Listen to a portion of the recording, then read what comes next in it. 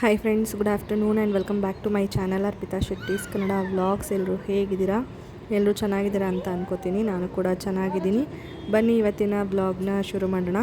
ಇವತ್ತು ಸೋಮವಾರ, ಆಲ್ಮೋಸ್ಟ್ ಮಧ್ಯಾಹ್ನದ ಮೇಲೆ 3 ಗಂಟೆ ಮೇಲೆ ಅಂತ ಅನ್ಕೋತೀನಿ ನಾನು ವ್ಲಾಗ್ ಸ್ಟಾರ್ಟ್ ಮಾಡಿದಾಗ. ಟೈಮು ಕರೆಕ್ಟಾಗಿ ನೆನಪಿಲ್ಲ ನನಗೆ. ಒಂದು 2-3 ದಿನ ಆದಮೇಲೆ ವಾಯ್ಸ್ ಓವರ್ ಕೊಟ್ಟರೆ ಏನು ಗೊತ್ತಾ, ಸ್ವಲ್ಪ ಮರ್ತೋದಂಗೆ ಆಗಿಬಿಟ್ಟಿರುತ್ತೆ. ಟೈಮ್ ಅಡ್ಜಸ್ಟ್ ಆಗಿರಲ್ಲ ಇಮಿಡಿಯೇಟ್ ಬ್ಲಾಗ್ ಮಾಡಿದಾಗ್ಲೇ ಎಡಿಟ್ ಮಾಡಿ ಹಾಕೋದಕ್ಕೆ. ನಿಮಗೆ ಗೊತ್ತು, ಲಾಸ್ಟ್ ಬ್ಲಾಗಲ್ಲೂ ಕೂಡ ನೋಡಿರ್ತೀರ ಎಷ್ಟು ಕೆಲಸಗಳಿರುತ್ತೆ ಮಗು ಇರೋದ್ರಿಂದ ಅಂತ ಹೇಳ್ಬಿಟ್ಟು. ಇವಾಗ ಸಂಜೆ 4 ಗಂಟೆ ಆಗಿರ್ಬೋದು ಅಂತ ಅನ್ಕೋತೀನಿ, ಯಾಕೆಂದರೆ ಇವಳಿಗೆ ಹಾಲು ಕೊಡ್ತಾ ಇದ್ದೀನಿ ಅಲ್ವಾ, ಹಾಗಾಗಿ. ಅಮ್ಮ ರೆಡಿನೇ ಆಗಿಲ್ಲ, ಕುಡ್ಕೋ. ಅಮ್ಮ ರೆಡಿ ಆದ್ಮೇಲೆ ಕರ್ಕೊಂಡು ಹೋಗ್ತೈತಿ.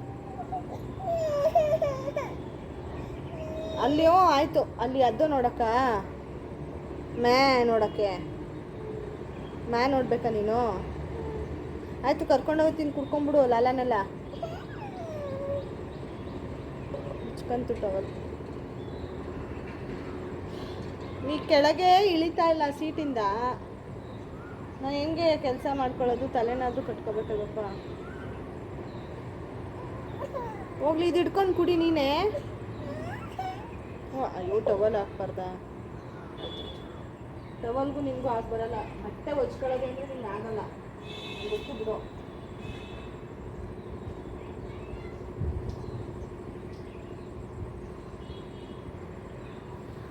ಮಳೆ ಬರಂಗೆ ಆಗ್ಬಿಟ್ಟೈತೆ.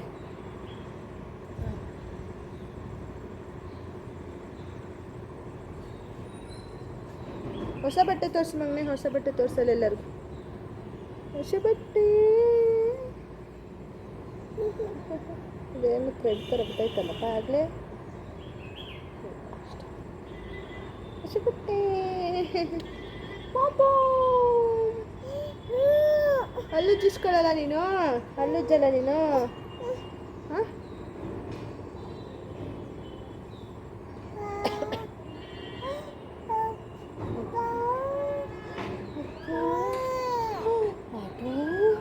ಸೌಂಡು. ಓ, ಈಗ ಬೈಕ್ ಸೌಂಡ್ ಆಗುತ್ತೆ ನೋಡಪ್ಪ.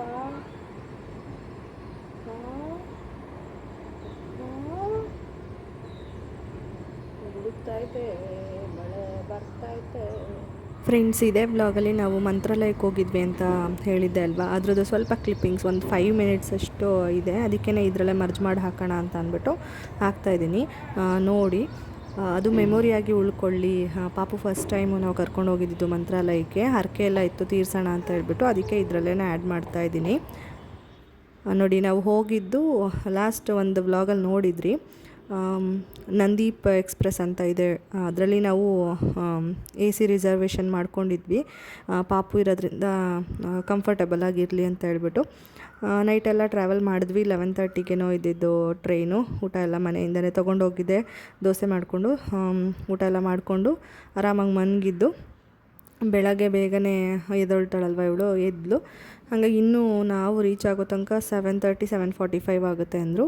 ಹಾಗೆ ಟೈಮ್ ಸ್ಪೆಂಡ್ ಮಾಡ್ತಾಯಿದ್ವಿ. ಆವಾಗ ಸ್ವಲ್ಪ ಕ್ಲಿಪ್ಪಿಂಗ್ಸ್ ಎಲ್ಲ ತೊಗೊಂಡೆ, ಫೋಟೋಸ್ ವೀಡಿಯೋಸ್ ಎಲ್ಲ ಮಾಡಿಕೊಂಡೆ. ಅವ್ರ ಅಪ್ಪನ ಜೊತೆ ಆಟ ಆಡ್ತಾ ಇದ್ದಾಳೆ.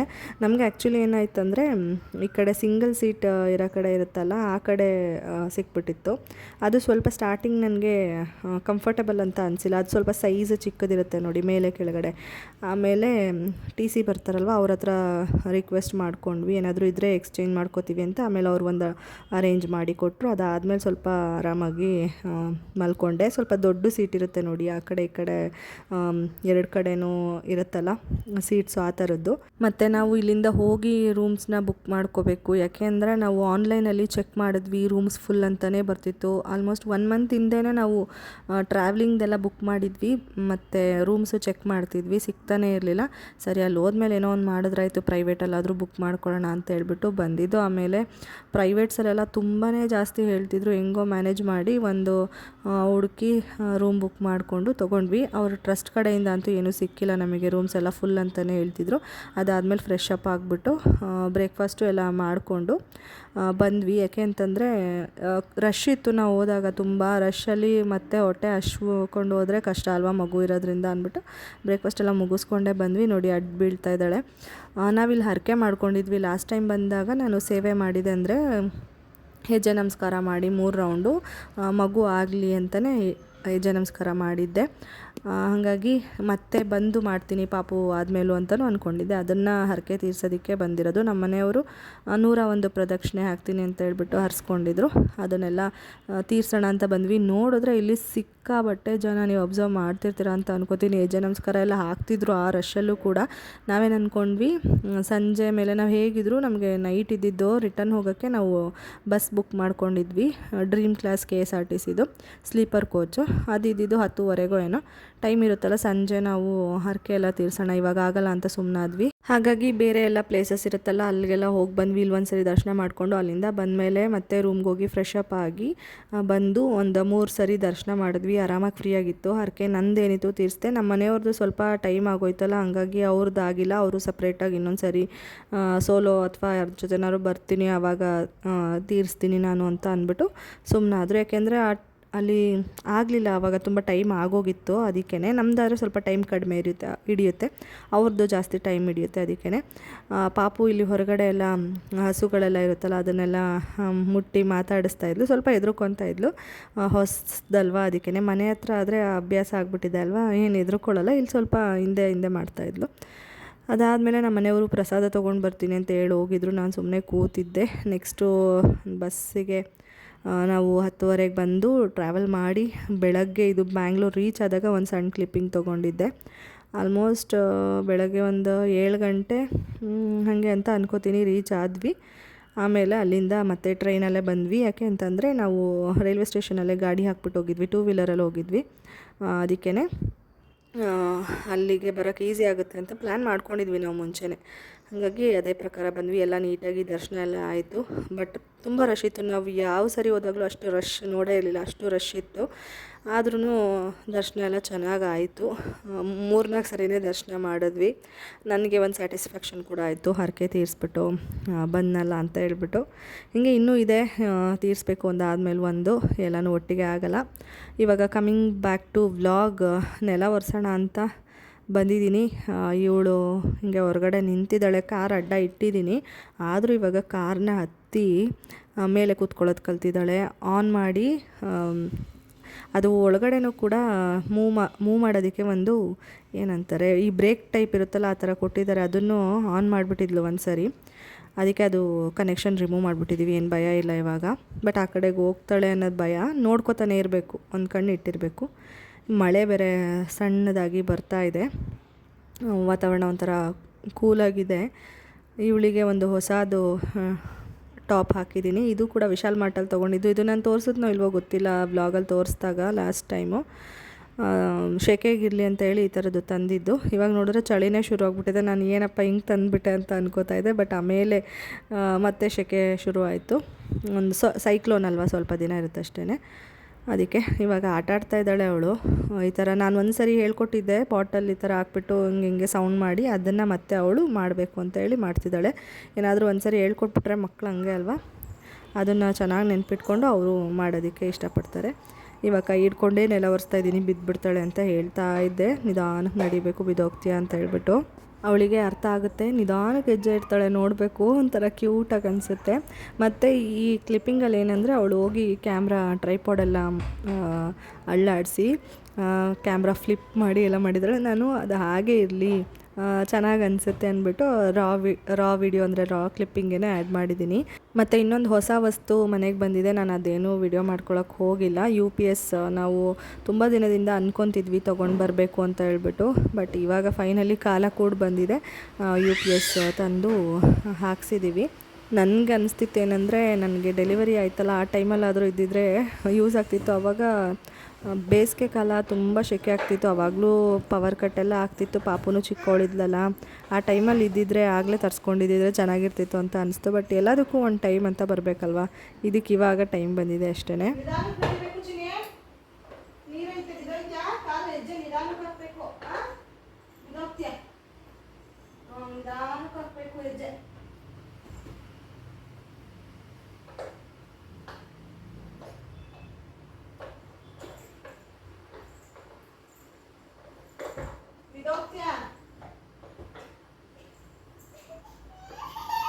ಏನು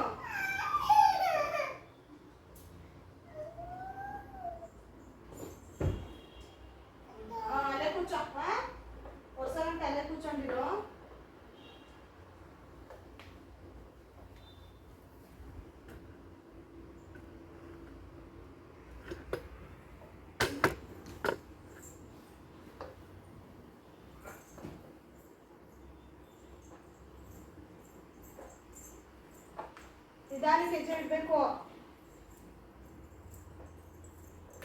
ಕ್ಯಾಮ್ರಾ ಮುಟ್ಬಾರ್ದು. ಬೇಡಪ್ಪ ಮುಟ್ಬಾರ್ದು. ಅಮ್ಮ ಕಾಣಿಸುತ್ತೆ ನೋಡು, ಆ ಕಡೆ ಇತ್ತು ಅಮ್ಮ. ಅಮ್ಮ ಕಾಣಿಸ್ತಿದ್ಯಾ? ಆಂಗಲ್ ಎಲ್ಲ ಚೇಂಜ್ ಮಾಡ್ಬಿಟ್ಟಾ? ಅಮ್ಮ ತೀಟೆ.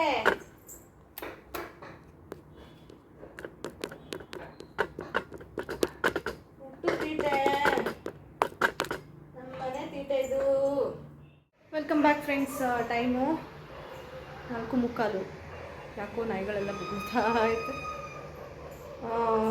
ನೋಡಿದ್ರಲ್ಲ, ನೆಲ ಒರೆಸ್ದೆ, ಕಸ ಎಲ್ಲ ಗುಡಿಸಿದ್ದೆ, ನೆಲ ಒರೆಸ್ದೆ. ಹೊರಗಡೆದೆಲ್ಲ ಬೆಳಗ್ಗೆನೇ ಕ್ಲೀನ್ ಮಾಡ್ಕೊಂಡಿದ್ದೆ. ಸೊ ಹಂಗಾಗಿ ಕಸ ಎಲ್ಲ ಗುಡಿಸಿದ್ದೆಲ್ಲ ಆಗಿತ್ತು. ಇವಳಿಲ್ಲೇ ಓಡಾಡ್ಸಿದ್ದಾಳೆ, ಫುಲ್ ಕಿರಿಕ್ ಮಾಡ್ತಿದ್ದಾಳೆ ಇವತ್ತು ದಿನ. ಅದೇ ಅವಳು ಪಾತ್ರೆಗಳೆಲ್ಲ ಸ್ವಲ್ಪ ಇತ್ತು, ವಾಶ್ ಮಾಡಿದೆ. ಇಷ್ಟೇ ಇದ್ದಿತ್ತು ಪಾತ್ರೆ. ವಾಶ್ ಮಾಡಿ ಇವಳಿಗೆ ಸ್ವಲ್ಪ ಕ್ರೀಮ್ ಹಾಕಿ ರೆಡಿ ಮಾಡಿಬಿಟ್ಟು. ಏನಪ್ಪ ಅಲ್ಲಿಗೆ ಹಾಕ್ಬೇಕಾ ಮೊಬೈಲ್ನ? ಹಾಕ್ತೀನಿ ಒಂದು ನಿಮಿಷ. ಇವಳನ್ನ ರೆಡಿ ಮಾಡಿಬಿಟ್ಟು ಅಲ್ಲೊಂದು ಸ್ವಲ್ಪ ಬಟ್ಟೆ ಇದೆಯಲ್ಲ ಅದು ಫೋಲ್ಡ್ ಮಾಡಿ ಎತ್ತಿಟ್ಟು, ಅಡುಗೆದೇನಿಲ್ಲ, ರೈಸ್ ಒಂದು ಮಾಡ್ಕೋಬೇಕಷ್ಟೇ. ಮತ್ತು ದೇವ್ರ ಮನೆಯದು 2 ದಿನದಿಂದ ದೀಪ ಹಚ್ಚೋಕ್ಕೆ ಆಗಿಲ್ಲ. ಹೊರಗಡೆ ಹೋಗೋದು ಅಲ್ಲಿ ಇಲ್ಲಿ ಅಂತ ಅಂದ್ಕೊಂಡು ಆಗಿಲ್ಲ. ಅದಕ್ಕೇ ಇವತ್ತು ಫೈನಲಿ, ಅದಕ್ಕೆ ನೆಲ ಒರೆಸ್ತಾ ಇಲ್ಲ ಅಂದರೆ ನೆಲ ಒರೆಸ್ತಾ ಇರಲಿಲ್ಲ. ಸೋಮವಾರ ಅಂದ್ಬಿಟ್ಟು ತಲೆಗೆ ಬೇರೆ ಸ್ನಾನ ಮಾಡ್ಕೊಂಡಿದ್ದೇನೆ ಅಂತ ದೀಪ ಹಚ್ಚಲೇಬೇಕು. ಇವಾಗ ಸ್ವಲ್ಪ ಆ ಕಡೆ ಈ ಕಡೆ ಆಗುತ್ತೆ, ಡೈಲಿ ಒಂದೇ ಥರ ಇರಲ್ಲ, ಅಡ್ಜಸ್ಟ್ ಮಾಡ್ಕೋಬೇಕು ಅಷ್ಟೇ. ಇವಳು ರೆಡಿ ಮಾಡಿಬಿಟ್ಟು ಬಟ್ಟೆ ಫೋಲ್ಡ್ ಮಾಡಿ ಮಾಮಿ ಮಾಡಿ, ಓಕೆನಾ? ಡನ್. ಆಗಲೇ ಶುರು ಶುರು ಶುರು ಶುರು ಶುರು ಶುರು.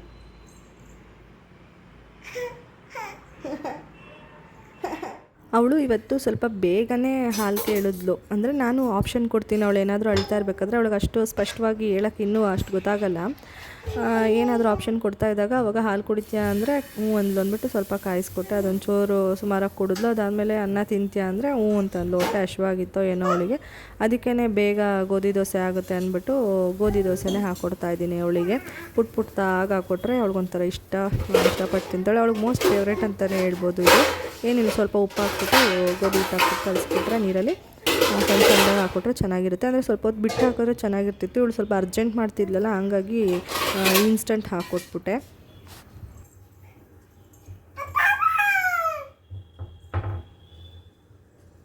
ಕೈ ಕೈ ಕೈ ಕೈ ಕೈ ಕೈ ಕೈ ಕೈ ಕೈ ಕೈ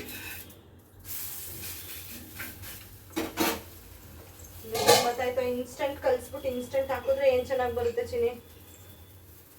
ಕೊಡೋ ಇದಕ್ಕೆ ಈಗ ಹಂಗೆ ಮಾಡಬೇಕು. ಚಡ್ಡಿ ಇಲ್ಲ ಏನಿಲ್ಲ ಆಗಲೇ.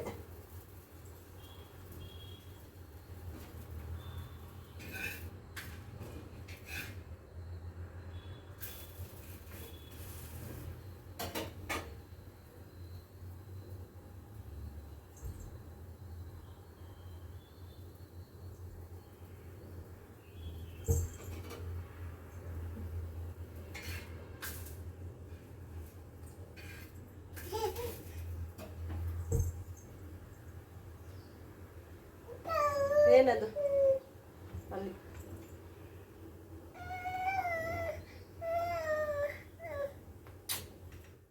ದೇವ್ರ ಮನೆ ಕೆಲಸ ಮಾಡೋಣ ಅಂತ ಬಂದೆ. ಲಾಸ್ಟ್ 2 ಡೇಸಿಂದ ಪೂಜೆ ಮಾಡೋಕ್ಕಾಗಿರಲಿಲ್ಲ. ಕಾರಣಾಂತರಗಳಿಂದ ಕಾರ್ ಸ್ವಲ್ಪ ಸರ್ವೀಸ್ ಇತ್ತು ಅಂತೇಳಿ ಸ್ಯಾಟರ್ಡೆ ಎಲ್ಲ ಬ್ಯುಸಿ ಆದ್ವಿ. ಸಂಡೇನೂ ಆಗಲಿಲ್ಲ. ಸಂಡೇ ಅಲ್ವಾ ಅಂದ್ಬಿಟ್ಟು ಸುಮ್ಮನೆ ಆಗಿಬಿಟ್ಟಿದ್ದೆ. ಹಾಗಾಗಿ ಇವತ್ತಂತೂ ಪೂಜೆ ಮಾಡಲೇಬೇಕು, ಏನಾದರೂ ಆಗಲಿ ಅಂತ ಹೇಳ್ಬಿಟ್ಟು ಮಾಡೋಣ ಅಂದ್ಕೊಂಡೆ. ಯಾಕೆಂದರೆ ಇವಳನ್ನ ಕಟ್ಕೊಂಡು ದೇವ್ರ ಮನೇಲಿ ಕೆಲಸ ಮಾಡೋದು ಕಷ್ಟ. ಅಲ್ಲಿ ಒಳಗಡೆ ಬರಬೇಕು ಅಂತೇಳಿ ಅಲ್ಲಿ ಕಾಯಿನ್ಸ್ ಎಲ್ಲ ಇಟ್ಟಿದ್ರೆ ಅದನ್ನ ಎತ್ತವಸಿಡಬೇಕು, ದೀಪ ಮುಟ್ಟೋದು ಪ್ರತಿಯೊಂದು ಗೊತ್ತಲ್ವ ನಿಮಗೆ. ಮಕ್ಕಳು ಹೆಂಗೆ ದೇವ್ರ ಮನೇಲಿ ಕಿರಿಕ್ ಮಾಡ್ತಾರೆ ಅಂತ ಹೇಳ್ಬಿಟ್ಟು ಇವಳು ಹಂಗೆ ಕಿರಿಕ್ ಮಾಡ್ತಾಳೆ. ಅದಕ್ಕೆ ನನಗೆ ದೇವ್ರ ಮನೆಗೆ ಹೋಗೋಕ್ಕೆ ಒಂದೊಂದು ಸರಿ ಭಯ ಆಗುತ್ತೆ. ಪೂಜೆನೇ ಮಾಡೋಕ್ಕೆ ಹೋಗೋದಿಲ್ಲ ಒಂದೊಂದು ಸರಿ ನಾನು. ಅದನ್ನೆಲ್ಲ ನೆನೆಸ್ಕೊಂಡ್ರೆ ಅಷ್ಟು ಒಂಥರ ಹಿಂಸೆ ಅನಿಸ್ಬಿಡುತ್ತೆ. ಏನಂದರೆ ಏನಾದರೂ ಕೊಟ್ಟರೆ ಹೊರಗಡೆ ಹೋಗಿ ಕೂತ್ಕೊಂಡು ಆಡೋಣ ಅಂತ ಅನ್ನಲ್ಲ ಇವಳು, ಒಳಗೆ ಇರಬೇಕು ಅಂತ ಹಠ ಮಾಡೋದು ಜಾಸ್ತಿ. ಅದಕ್ಕೆ ನನಗೆ ಹಂಗೆ ಅನ್ಸೋದು. ಇವಾಗ ಏನಾದರೂ ಒಂದು ವಸ್ತು ಕೊಟ್ಟರೆ ಕೆಲವು ಮಕ್ಕಳು ಅದರಲ್ಲಿ ಇಟ್ಕೊಂಡು ಆಟ ಆಡೋದು ಏನೋ ಮಾಡ್ತಾರಲ್ವ, ಹಂಗೆಲ್ಲ ಮಾಡಲ್ಲ ಇವಳು. ಅವಳು ಏನು ಬೇಕು ಅಂತಾಳೆ ಅದೇ ಬೇಕು, ಹಠ ಜಾಸ್ತಿ ಮಾಡೋದು ಆ ಟೈಮಲ್ಲಿ. ದೇವ್ರ ಮನೆ ವಿಷಯದಲ್ಲಂತೂ ಸಖತ್ತು ಹಠ ಮಾಡ್ತಾಳೆ. ಅದೆಲ್ಲ ಮುಟ್ಟಬೇಕು ಅಂತಾಳೆ. ಅಕ್ಕಿ ಎಲ್ಲ ಇಟ್ಟಿದ್ದೀನಲ್ವ ದೇವರೆಲ್ಲ ಇಡೋದಕ್ಕೆ, ಅದೆಲ್ಲ ಮುಟ್ಟೋದು ಹಂಗೆಲ್ಲ ಮಾಡ್ತಾಳೆ. ಅದಕ್ಕೆ ಒಂದು ಸರಿ ಕರ್ಕೊಬಂದು ಕೂರಿಸ್ದೆ. ಈ ಥರ ಅದು ಎಷ್ಟು ಸರಿ ಕರ್ಕೊಬಂದು ಕೂರಿಸ್ಬೇಕು. ಇವಾಗ ಸೋಫಾ ಎಲ್ಲ ಇಳಿಯೋದೆಲ್ಲ ಬರೋದ್ರಿಂದ ಅಂತೂ ಕಷ್ಟನೇ, ಮತ್ತು ಇಳಿದ್ಬಿಟ್ಟು ಬರ್ತಾಳೆ. ಅದಕ್ಕೇ ಹಾಗೂ ದೀಪದ ಬತ್ತಿ ಎಳೆದ್ಬಿಟ್ಟು ಅದು ಹಿಂದಕ್ಕೆ ಹೋಯ್ತು, ಮತ್ತು ಅದನ್ನು ಮೊದಲಿಂದ ಹಾಕಬೇಕು ನೋಡಿ. ಇವಾಗ ಸಾಕಾದಂಗೆ ಅನಿಸಿರುತ್ತೆ. ಅದರಲ್ಲೂ ತಲೆಗೆ ಸ್ನಾನ ಮಾಡಿದ ದಿನ ನನಗೆ ಏನೋ ಒಂಥರ ಮೈಕೈ ಎಲ್ಲ ನೋವಾಗ್ತಾ ಇರುತ್ತೆ ಇತ್ತೀಚೆಗೆ, ಇವಳು ಹುಟ್ಟಿದ ಮೇಲೆ. ಅದಕ್ಕೇ ಸಾಕಾದಂಗೆ ಅನಿಸ್ತಾಯಿತ್ತು. ಆದರೂ ದೀಪ ಹಚ್ಬಿಡೋಣ ಅಂತ ಮನ್ಸು ಮಾಡಿ ಹಚ್ತಾ ಇರೋದು. ಅದಕ್ಕೆ ದೀಪ ಹೊರಗಡೆಗೆ ತಂದು ರೆಡಿ ಮಾಡ್ಕೊಂಡು ತೊಗೊಂಡು ಹೋಗೋಣ ಅಂತ ಲಾಕ್ ಹಾಕ್ತಾಯಿದ್ದೀನಿ. ಯಾವಾಗಲೂ ದೇವರಿಗೆ ಲಾಕ್ ಹಾಕೇ ಇರೋದು. ಇವಳು ಮಲಗಿದಾಗ ಏನಾದರೂ ಪೂಜೆ ಮಾಡಿದ್ರಷ್ಟೇ ದೇವ್ರ ಮನೆ ಓಪನ್ ಮಾಡೋದು ನಾನು, ಇಲ್ಲಾಂದರೆ ಕ್ಲೋಸಾಗೇ ಇರುತ್ತೆ. ಸ್ವಲ್ಪ ಹೇಳಿದ ಅರ್ಥ ಮಾಡಿಕೊಂಡು ಹೋಗದೇ ಇರೋವರೆಗೂ ಹಂಗೆ ಮಾಡಬೇಕಾಗುತ್ತೆ. ಮತ್ತು ಇನ್ನೊಂದು ಫ್ರೆಂಡ್ಸ್ ನನಗೆ ಕಮೆಂಟ್ಸಲ್ಲಿ ಕ್ವೆಶ್ಚನ್ ಕೇಳ್ತಿರ್ತೀರ, ನನಗೆ ಪ್ರೆಗ್ನೆನ್ಸಿ ಟೈಮಲ್ಲಿ ಡಯಾಬಿಟಿಸ್ ಇತ್ತಲ್ಲ, ಅದ್ರ ಬಗ್ಗೆ ಕೇಳ್ತಿರ್ತೀರ. ಫುಡ್ ರೊಟೀನೆಲ್ಲ ಹೇಗೆ ಇತ್ತು, ಇವಾಗಿದೆಯಾ ಇಲ್ವಾ ಅಂತ. ಇವಾಗೇನಾದರೂ ತೊಂದರೆ ಇಲ್ಲ. ನಾನು ಪ್ರೆಗ್ನೆನ್ಸಿ ಟೈಮಲ್ಲಂತೂ ಇನ್ಸುಲಿನ್ ತೊಗೋತಾ ಇದ್ದೆ. ಫುಡ್ ಅಷ್ಟೇ, ನನಗೆ ರೈಸು ಆ ಥರದ್ದೆಲ್ಲ ತಿಂದರೆ ಏನೂ ಜಾಸ್ತಿ ಬರ್ತಿರಲಿಲ್ಲ, ಅಂದರೆ ಶುಗರ್ ಲೆವೆಲ್ಸು. ಬೇರೆ ಫುಡ್ಡು ಈಗ ರವೆ ದೋಸೆ ಆ ಥರದ್ದು ತಿಂದ್ರೇ ಜಾಸ್ತಿ ಬರ್ತಿತ್ತು. ಅಂದರೆ ಈಗ ಡಯಾಬಿಟಿಸ್ ಇರೋರು ತಿನ್ನಬೇಕು ಅಂತಾರಲ್ಲ, ಆ ಥರದ್ದು ತಿಂದ್ರೇ ಜಾಸ್ತಿ ಬರ್ತಿತ್ತು. ಅದ್ರದ್ದು ಬೇಕಾದರೆ ನಾನು ಒಂದು ಫೋಟೋ ಹೊಡೆದು ಹಾಕ್ತೀನಿ, ನಿಮ್ಗೆ ಅರ್ಥ ಆಗುತ್ತೆ ಅಂತ ಅನ್ಕೋತೀನಿ. ಮೇ ಬಿ ನಾನು ಡೈರಿನಲ್ಲೆಲ್ಲ ಬರೆದಿಟ್ಕೊಂಡಿದ್ದೆ ಏನು ತಿಂದಾಗ ಎಷ್ಟೆಷ್ಟು ಬರುತ್ತೆ ಅಂತೆಲ್ಲ ಹೇಳ್ಬಿಟ್ಟು. ಅದು ಫೋಟೋಸ್ ಇದೆ ಡೈರಿನಲ್ಲಿ ಬರೆದಿರೋದು. ಫೋಟೋ ಕ್ಲಿಕ್ ಮಾಡಿ ನಿಮಗೆ ಇಲ್ಲಿ ಅಟ್ಯಾಚ್ ಮಾಡ್ತೀನಿ, ನೋಡ್ಕೊಳ್ಳಿ. ಒಬ್ಬೊಬ್ಬರು ದೇಹದ ಕಂಡೀಷನ್ ಒಂದೊಂದು ಥರ ಇರುತ್ತಲ್ವ, ಹಂಗಾಗಿ ಡಿಪೆಂಡ್ ಆಗುತ್ತೆ.